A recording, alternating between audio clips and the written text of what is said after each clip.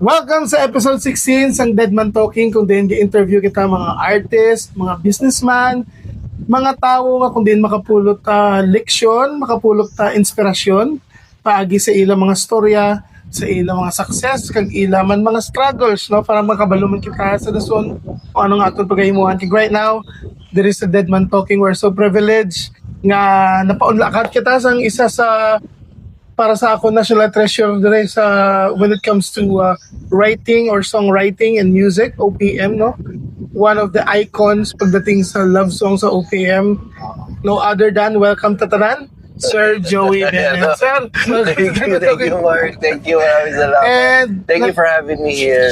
yes sir, andito tayo sa beautiful place, parang secret spot, secret spot na siya, no. As I learned, ang entrance nga part is Silay City, but pag sulod mo dire, it's part Hindi of Magalona na. Yes, this Sarap is yan na siya. Gary's Place. You should Yes. check this place. And nakibot kami nga pagkadto namon bisan hapon kadamo digli tawo. Tambal namon do ka sekreto nga lugar, but check this place, guys. Kung gapangita ka kahoy, gapangita ka water, fresh air, check this place. Gina-recommend ko again. And sir, thank you again sa pag-ulak sa Deadman Talking. Always smart. Oh. Ang ini nga place sa Punong Garis, gapa-event man na di, no? Gapa-event sa ilang mga function hall, and one of the upcoming events this May is the Likha nga event. Can you tell us more about Likha, sir? Likha Arts and Music Festival. This will be the first na gagawin namin dito. This is encouraging mga artists, local artists natin, mga mahilig sa painting, mahilig sa pottery, and of course, mahilig sa music, kagaya natin, Mark. And we're doing some workshops on pottery. Yung pottery workshop will happen on May 2 and 3. And meron sa morning, merong wheel throwing, and then in the afternoon, merong hand building. So, si Nino Hernandez, my teacher in pottery, will be flying over from Manila sa pottery sessions, yung studio niya sa Makati. Anyway, and then sa next weekend naman, May 9 and 10, painting workshop naman with Miss Pai sa Tornino. Ayan. Tapos, ang songwriting, kasabay din nun, May 9 and 10 din. Start from 9 to 5. Same day? Oo, same day, May 9 and 10. So, limited slots lang, so we hope we can, you can join us. Tapos, lahat ng sumali sa workshop, we'll have may free ticket na sila for the concert. Kasi may culminating concert happening on May 30. Doon natin ilalagay yung mga artworks ng mga estudyante, and then mga ma-feature din yung mga ibang songwriters, no. So like may performance din, exhibit and music. and music. Yun, Plus of course, may daming local bands who will be joining us. Andun ang Do Baby, Kanya. I will be playing also the Joey Bennett Project. Meron meron kaming group dito na So, madami pang iba. But of course, yung main act is my daughter, si Clara. Clara Bennett will be playing. Ayan. So, hope you can come. Kung hindi man sa workshop, sa concert. Concert will be May 30. So, yan. Sana magkita tayo dito. Yun, so walang tapon. If you love sculpture or pottery, Yes. pwede. Pag painting, pwede. And of course, if you like to dig deep sa songwriting and you love music, and of course, Miss Clara, daughter of Sir Joey, will be here playing, guys. Check them out. Also, ang mga local musician today, no? To Baby Kanya, Good Boys, I think will be playing. Yes, good boys. Check that Paper event. Cups. Yan. So, pag kumuha kayo ng ticket, may ticket na kayo or ticket pass na kayo for the concert. Pag Event. sumali sila sa workshops, Is this the first year po ng first year, so we're planning to do this yearly. Yan. Every May. Yan. So, meron tayong festival for Yun. Yes. How did you come up po na ganito? Yung likha. Well, gusto ko talaga laging mag-gather ng creatives, mga creative people, sarap kausap, sarap. And, ayun, madami tayong pwedeng gawin. Yan. So, naisip namin magandang lugar ito, isang magandang venue for artists like you, no? Para mas lalo tayo. Parang kasi here in Gary's Place, mararamdaman mo talaga na mayroong overall na lumikha itong kagandahan na to. Yung ating Ginoo, no? So, I'm sure all of us will have that connection with nature and of course with God. Yan. And the ability to form, to create, to conceptualize anything. And also develop. Yes, Mahon- yes. mahon yung skills. So maganda meron tayong lugar to do that. So dito sa Gary's Place, you can do that. So kung ayaw nyo maniwala talaga na sinasabi ni Sir Joey na parang may lumikha sa lugar na ito, check nyo nga. Puntahan nyo. To see is to believe. Makikita nyo tahimik, sariwang hangin, yung lugar all green and brown. Yes. And with water pa sa gilid, may inspire kayo. Brown lang ngayon, pero green naman pag ano. Ayun, medyo green. And I haven't been here kung gabi. Siguro mas maganda pa rin pag gabi yung with mga lights, no? So check this out. Well, Sir Joey, right now, ano po talagang pinagkakabisihan nyo dito? Ang isa is yun, nag-iisip ng mga pwedeng gawin with Gary's Place. Naisip namin maglagay din kami tutugan eh. No, somehow bagay din siya. Kaya lang- Acoustic naman. Yes, pwedeng acoustic, pwede. Yan, or mga sundown, afternoon, mga sessions, afternoon sessions. Isa yun. And also, we are well connected with the communities around dito. Kung mapapansin mo, lahat ng employees namin dito are from the community. So para kami isang malaking pamilya dito sa Gary's Place. Just want to ask Sir Joey, locally or regionally, taga saan po talaga kayo, sir? I grew up in Dagupan City, in Pangasinan. Pangasinan. Oo. Pero, Tagalog kami. Bali, lumipat lang doon yung magulang ko. Nung maliit ako. Pero they're from Manila. Lumipat lang doon. So alam nyo rin kung local language doon? Hindi masyado. Hindi Hindi ako Tagalog ang salita namin household. sa bahay. Oo. So how do you transition, sir? I mean, may mga adjustments ba nung lumipat kayo dito na parang BBC, laid back? Yes, super. Sobrang nag-enjoy kami. Kasi yun yung pinaka gusto kong mangyari, to have that quality and quantity time with my children. And nung lumipat kami dito, talagang nangyari yun. Nag-bond talaga kami, especially with Clara and Sarah. Sila yung maliliit nung time na yun. Yung boys ko kasi nung paglipat namin dito, transitioning to college na. Napakagandang lugar, Negros. I mean, we have everything here, di ba? May mountain. May sea, beach. may beach. Oo, so napakaganda. What year po kayo first time talaga nakapunta sa Negros?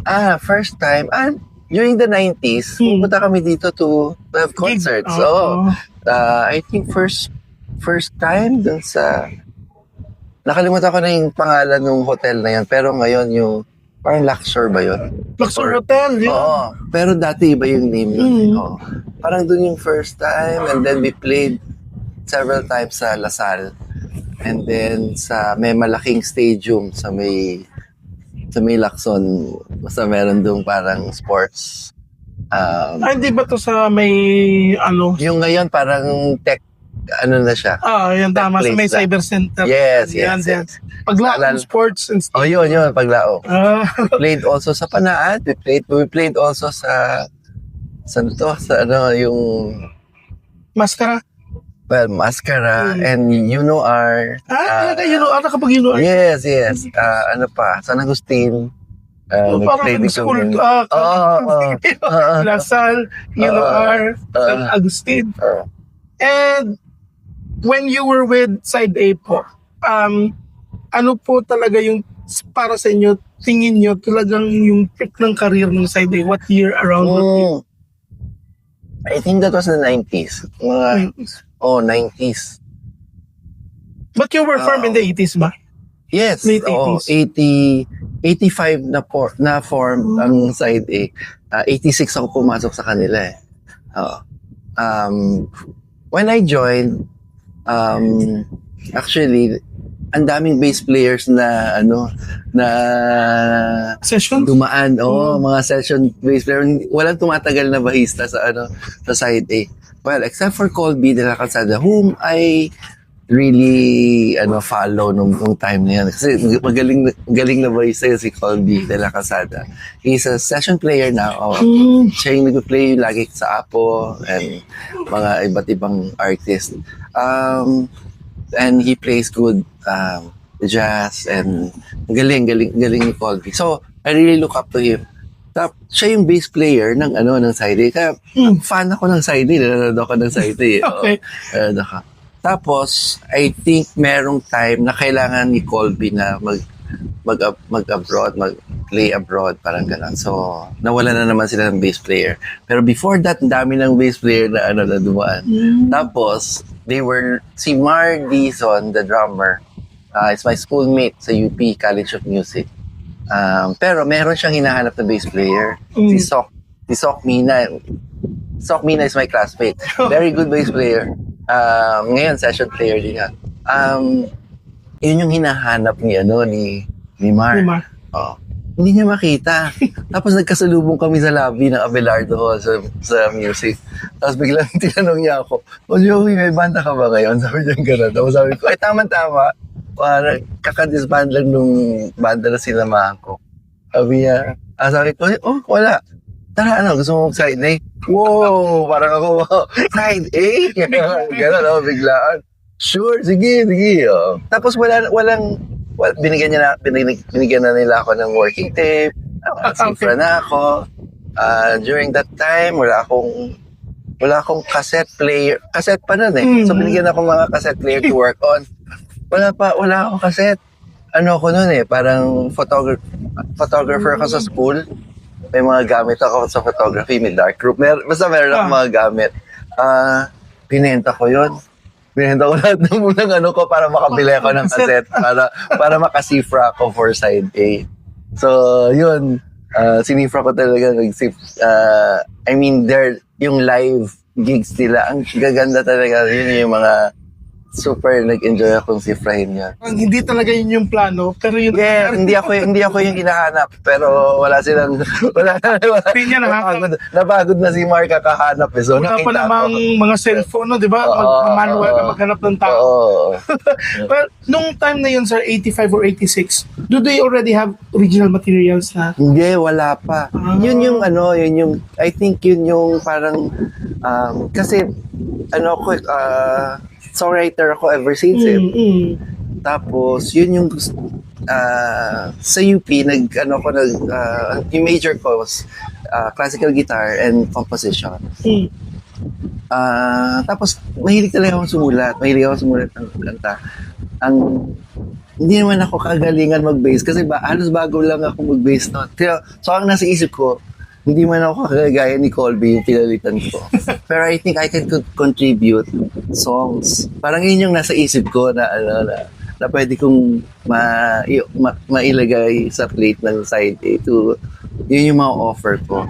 So, yun, first time na niyaya ko sila, sabi ko, I have a song gusto kong ibigay, reregaluhan ko si Bing. Girlfriend ko pa rin si Bing. Reregaluhan ko siya, mag-birthday siya. Pwede ba tayo mag-record? So, I paid for the recording studio and all. Siyempre, sila, libre, kabanda ko. Yeah, sure, sige, tara. Enjoy kami. Yun, nag-record kami ng song. Yung demo nun, merong, alam mo yung dalawang tape na ganyan, pinipingpong ko lang. Ayun, no. Alam niyo yun. So, ipi-play ko dito. Kunyari, play ko yung guitar, mamaya papatungan ko ng another instrument. Manual. Manual talaga, ping-pong. Tapos pati vocals, pati backup, gagawin ko yung mga, hanggang sobrang ng dami ng ping-pong na gano'n. Pero, nakagawa akong demo. Yun, tapos... Grabe, effort yun, sir. Pero enjoy ako doon. Enjoy ako sa So mga ganun yung unti-unting nagde-develop. Nakikita mo, hindi kaya ngayon, instant na lang, may kanta ka na. Instant delete, instant lahat eh. Ito talaga unti-unti lahat. Tapos, yun, nung na-record namin yun, merong mga nakagusto ng song. Well, nabigay ko kay Bing, tapos tinutugtog na namin sa gig.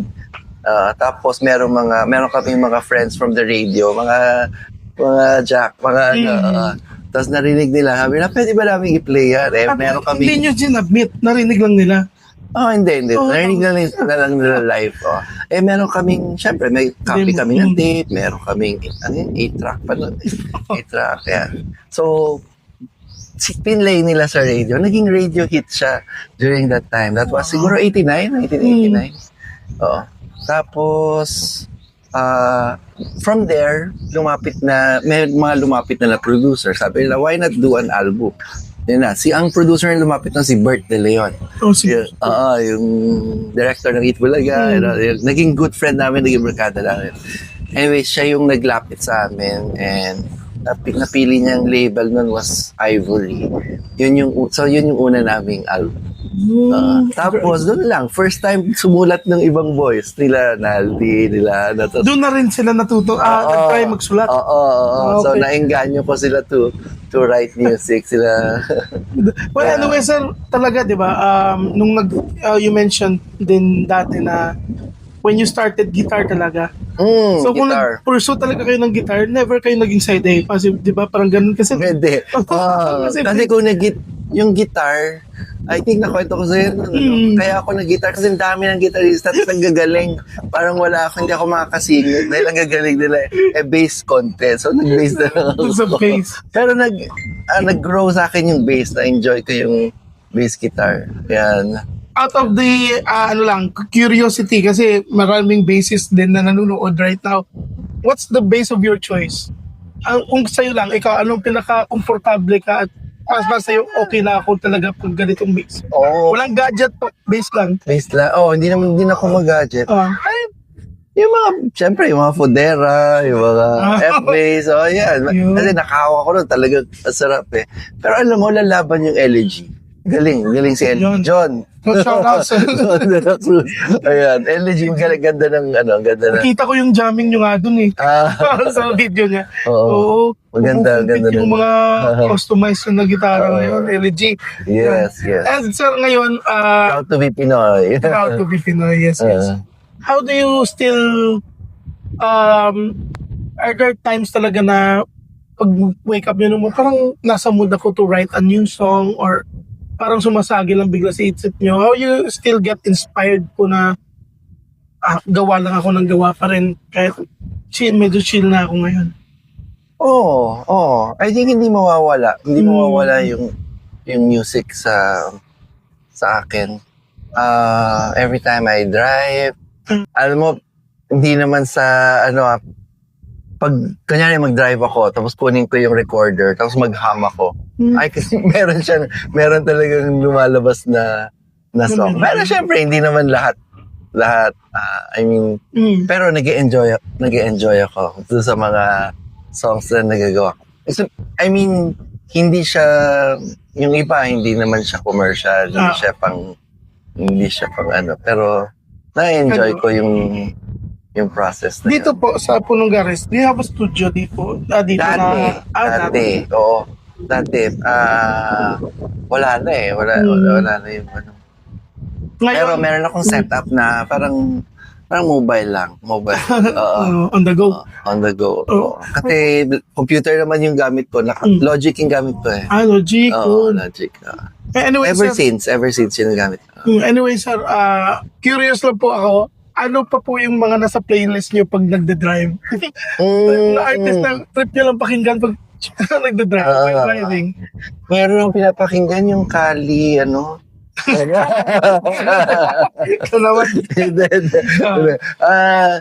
kadalasan jazz, fusion, yun classical. Parang yun yung parang naglilinis ng parang parang background lang siya, hindi ako masyadong nag-iisip. Alam mo yan, hindi kayong nag-a-analyze ng songs or During those 85, 86, parang dominant talaga yung parang new wave ba? new wave, dati, oo, new wave, oo.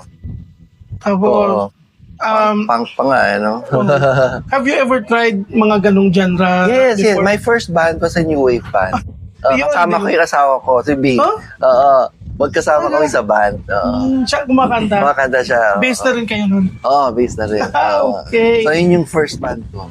New wave, mga baget-baget, mga shave dito yung buhok. How do you, nung, di ba, before, parang wala pa namang original, so bar gigs. How do you come up with the lineup na ito? Tugtugin natin to. Sino nagsasuggest ng mga lineup niya? Hindi, kami lang din. Oo, just nag-ano lang. Ako more on, pag mayroon ako na gustong kanta, mas, parang para sa akin, parang learning a song, para siyang investment.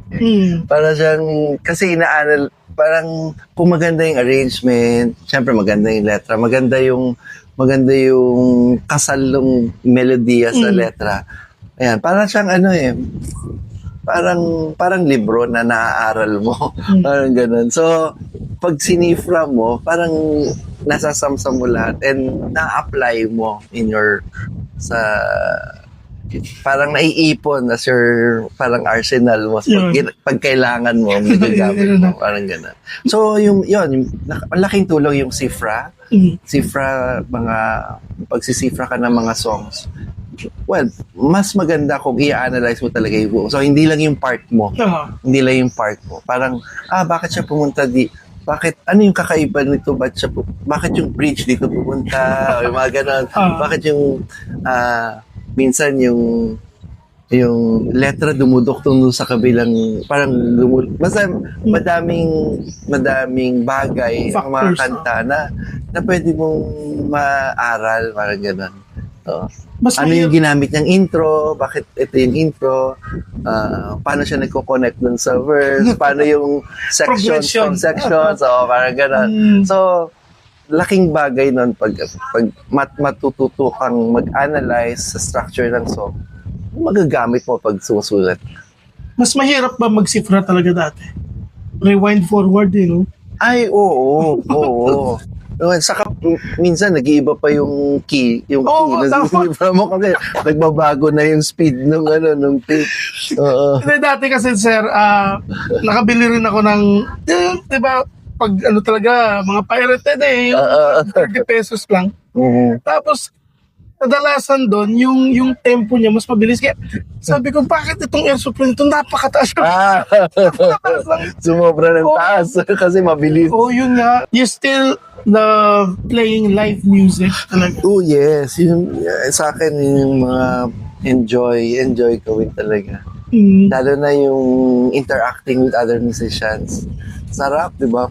Sarap talaga. Minsan, simple lang yung progression, simple lang yung kanta, pero merong ibang nangyayari. Para kayo nakikwentuhan sa tugtog, sa instrumento. Do you prefer talaga yung mga big like stadium gigs o yung mga intimate na parang maliit lang na tiyan lang sila? Yan yung masarap. Yung intimate lang. Intimate. Yun yung masarap. Parang nakikwentuhan lang kayo. Oo, yun yung masarap. And, alam mo, yun yung gusto ko sa concerts or sa mga shows ni Clara. Parang gano'n. Parang nakikipagkwentuhan lang siya dun sa audience, sharing her songs. Tapos very pure, very parang nasasamsam mo talaga yung kanta. Ganun yung niya, yung mga gigs niya. So chilling ba? Chill. Upo lang or coffee or ano. Ito po, dahil na-mention na si Miss Clara, did you like talagang, hindi naman masasabing first, but talagang inano nyo ba to do that path sa music? Siya lang din? Siya lang. Oo. Ano ba? Siyempre, lahat naman sila iningganyo kung kasi ando na yung musical, yung merong guitar, may piano sa bahay. And even ang ang songwriting, parang yung the way you think pag yung nagko-conceptualize ka ng kwento. Yan, parang inaano ko sa kanila ng maliit pa lang. Ayan, pwede mong ilagay, ganyan. Parang na-explain ko sa kanila yun. Even the sections of songs, parang maliit pa lang. Parang kunyari nasa car kami, nasa ng chorus? Ano yung parang gano'n. Parang yung mga laro-laro na. Pero never naman na parang pinilit namin. Si Clara nga, late na siya nag-decide na mag-music eh. Parang high school. Mahilig sila lahat. Mahilig sila. Pero I think si Clara yung talagang makikita mo na kahit gabi nagigitar mag-isa. Tapos pag sinusundo ko yan, dito kami, tapos pupunta kami Bacolod, doon sila nag-school. Meron niyang CD ng nag-vocalize. Dedicated talaga dedicated, gusto niyang... Pero hindi naman siya mahilig mag-perform during that time. Gusto niya lang kumanta. Gusto niya lang Ngayon na lang siya nag-perform. At around what age siya nagsabi na dad or pakinggan mo tong sinulat ko na ganito? Nung late na rin actually. Nakakatawa nga kasi before siya mag-college, humingi siya ng break. Sabi niya, tatay, hindi mo na ako kasi hindi pa ako decided. Okay lang ba na mag-break? Oo, sige. Pero sinabi ko sa kanya, baka mawalan ka na ng ganang mag-school, ganyan. Pero, sige, gusto ko yung ginagawa mo kasi gusto ko rin na sure ka, gusto mo talaga yung kunin mo, parang gano'n. So, nag-break siya. Mamaya, nag-apply na siya, nalaman ko na. Tapos, kinento niya na lang sa akin. Tatay, I applied for Mint. Mint is a school sa Manila. Tapos, siya, parang business school. Tapos, meron silang film, arts, may music. Music business yung pinaka-course niya. So, okay, there you go. Music business. Pero during that time, meron na siyang ginawang original. That was Closure. Yun yung first original song niya na I think meron pang iba, pero yun yung pinaka-first na at least narinig ko na buo. Tapos sabi niya sa akin, tatay, I wanna try mag-record sa malaking studio sa Manila. Pwede ba? Parang gumano siya sa akin. Kasi sa Manila, may studio kami. Before coming in, lumaki sila, andun lang sa bahay yung studio. Anyway, nung nandito na, syempre, dito lang nagre-record lang kami sa kwarto-kwarto. Pero sabi niya, gusto ko matry yung mga talagang malaking studio. Sabi niya, sure, sabi ko gano'n. Alam ko meron siyang pinut up sa YouTube ng Closure. Tapos sabi ko sa kanya, sige, pag nagkaroon ng 10,000 likes yung song mo, padadala kita sa Manila. Video to or audio? With video. Padadala kita sa Manila and I'll contact my friends para yung may studio doon na Sprite pa yung that time, yung bago nun. Sabi ko, sige, para matry mo doon. Tapos, 1 week later, 10,000 yung likes. 1 week lang. Wow! So, wala. Napilitan ako padala siya doon. Na-experience niya yung recording. Nakatawa. And na-document niya, dinocument. Okay, documented. Besides po sa mga kanta ng Site A na nasulat niyo po, are there any other songs na hindi ko alam na songs na somehow you input the idea there or any lyrics sa other artists naman po? Pwede. I mean, pwede. Pwedeng, kasi parang ganito lang eh. Ang music, di ba? Parang nagkakwentuhan lang kayo. Tapos you get ideas na from yun, minsan jam, minsan sa kwentuhan. Kasi madami akong kanta na ganun. Like, nakuha ko yung idea from phrase na sinabi ng kaibigan ko. Parang, uy, nagbungay, no?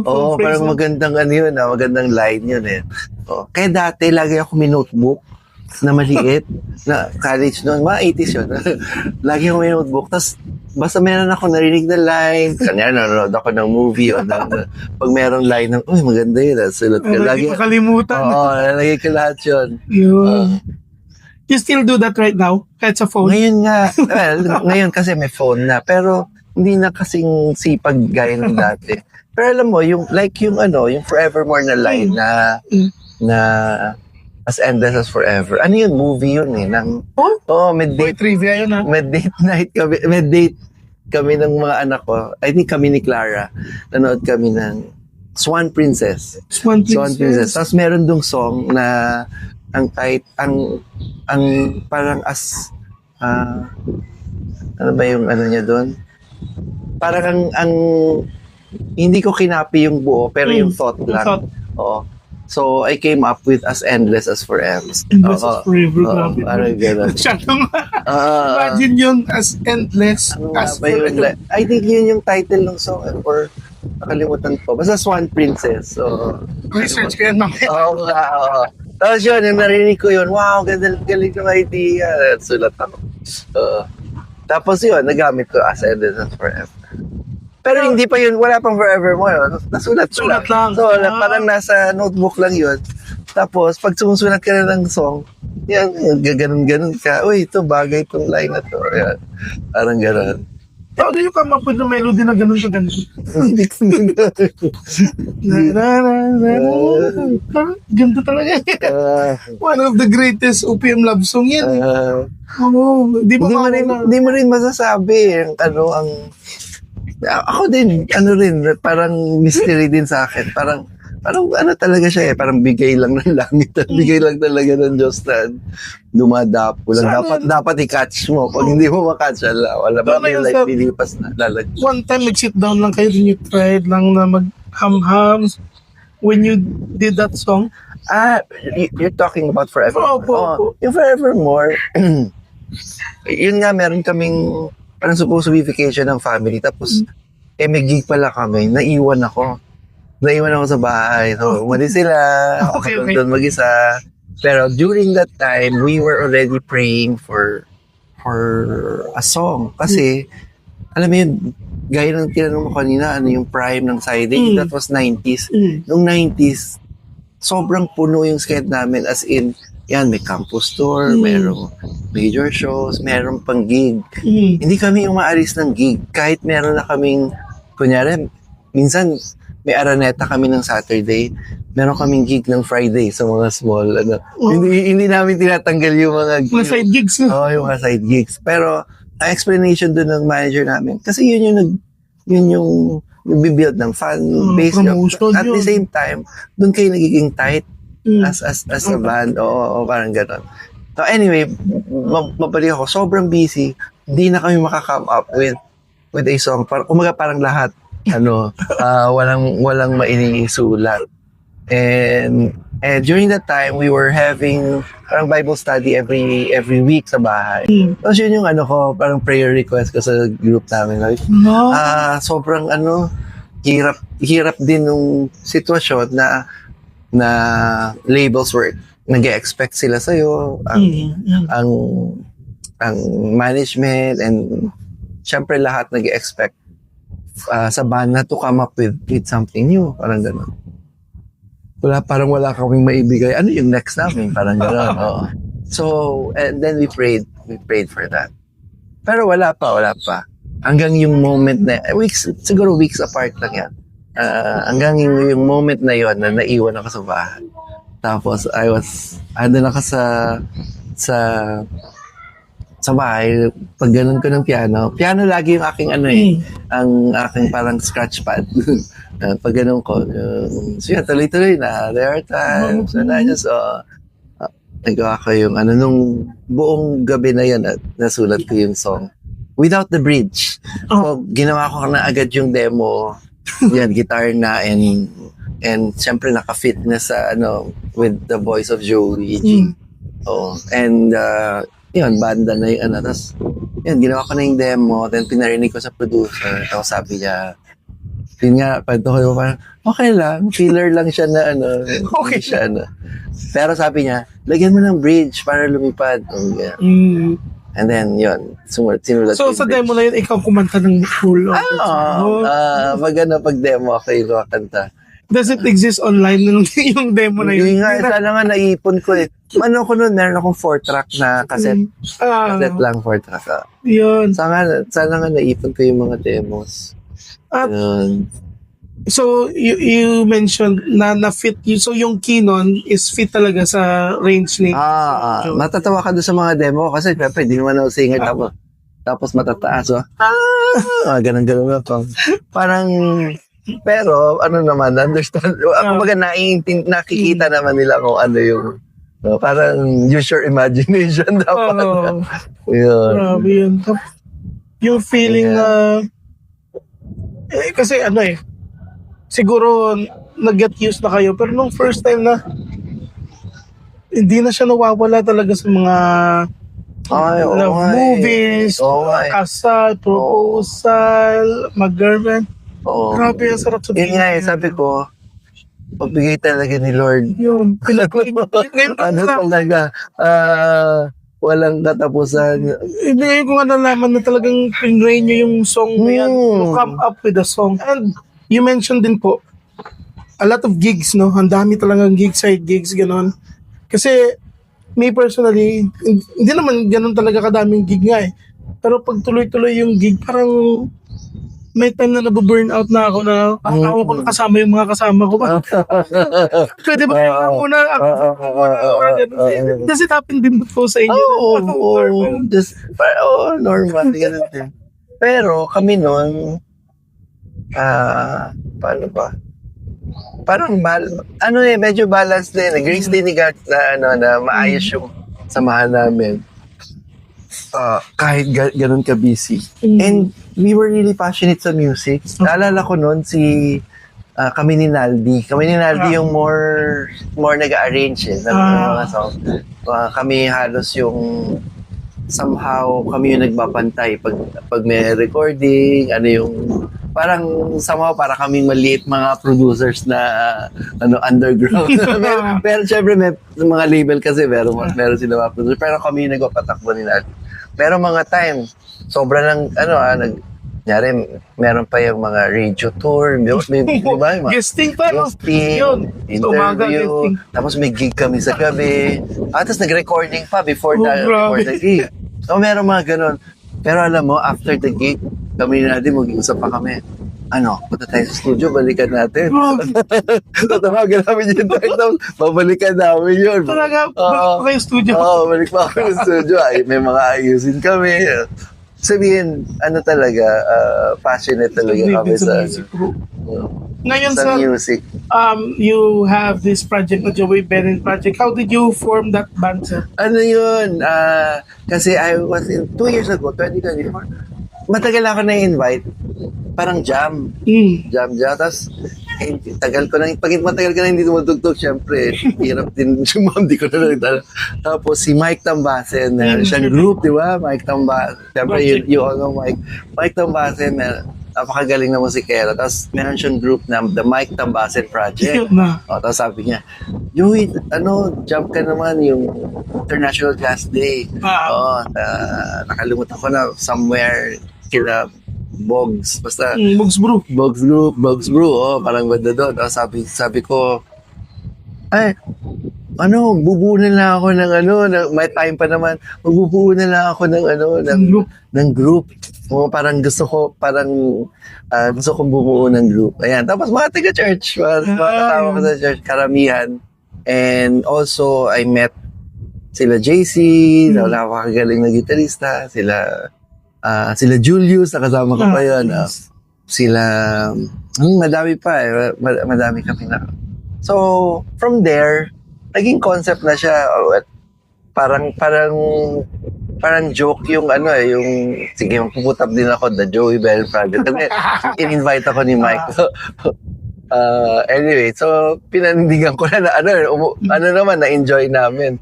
So, tuloy-tuloy na. And ngayon, nag-i-inject na ako ng mga originals. Well, nung first time, I have puro originals. Yung tinugtog namin, puro originals. Na jazz, tapos na-incorporate ko yung mga ibang songs ko na ginagawang na improvisation, parang gano'n. So, enjoy. Ngayon, na-invite ulit kami sa May 2. Yes. Yeah, May 2, Jazz Fest. El Fisher. El Fisher, yes. May 2 Jazz Fest po sa El Fisher. Bacolod Jazz Fest. 15th Bacolod Jazz Fest. Yes, Yeah. dyan yung makikita ang Joey Benin project. Yan, and you'll be playing mga originals din po doon. Yes, Yan. we'll be playing originals then. And, Yes. Thank you po talaga sa time niyo, sir. Hi, Right thank you now po, Ben, any always, as always. parting message po sa mga supporter, sa mga patuloy na humahanga at na nai-inspire ng mga bata po sa inyo. Any message po sa Nako, salamat to sa mga mahilig sa music. Keep on doing what you're doing. Kung gusto mong kung passionate ka at mahilig kang mag-guitar, mag-bass, any instruments, bigyan nyo ng time. Alam nyo si Clara, nung nilapitan niya ako, sabi niya, Tatay, I wanna learn the guitar. Sabi niya. Tapos sabi ko, anak, talaga bang gusto mo? Tapos sabi niya, yes. O sige, dapat maging consistent ka every day. Give time, kahit 15 minutes a day. Yung ganun, 15 minutes a day lang. Tapos sabi ko sa kanya, 15 minutes a day lang, huwag ka lalagpas ha. Actually, ano lang yun. Parang sinasabi ka lang na huwag ka lalagpas. Pero kasi pag natutunan mo na, ma-enjoy mo na, lalagpas ka na. So, you really have to hone it. Yeah. You give time. Hindi siya pwedeng nagpa-practice ka lang dahil may gig. Parang talagang you really need to practice that gift. It's a gift. It's a gift from God that you have to steward well. Yeah. And also, kung songwriter ka naman, yun, keep on writing. Ganun lang. And sa ika nga, ako tumatak sa akin when we were starting out, yung sabi ko yung first band namin, si Nonong Feder, we were in a studio. The first time I entered the studio, tapos we were doing, nakalimutan ko na yung record namin. Tapos sabi ni Nonong Feder, si Nonong Feder is a composer yun. Sabi niya, if you have the talent, you will shine. Walang duda dyan. If you have the talent, siguradong, lalabas yan. Oo. Well, we are so inspired po talaga sa mga stories, and thank you po ulit. Yes, thank you, Mark. Maraming I hope salamat. na marami din na inspired at natutunan, and you learn to see yung mga backstories po ng mga creations ni Sir Joey. And plug ko na rin po pala ulit, Likha this coming May. So Yes. pottery, painting, and the final night songwriting and concert po featuring Miss Clara Benin and our local bands. Thank you po. Thank you again for watching. And I will put the links po so you can get the tickets or where to get those tickets. Thank you po ulit. Episode Thank 16 of Dead Man Talking. Peace. God bless a lahat. God bless you.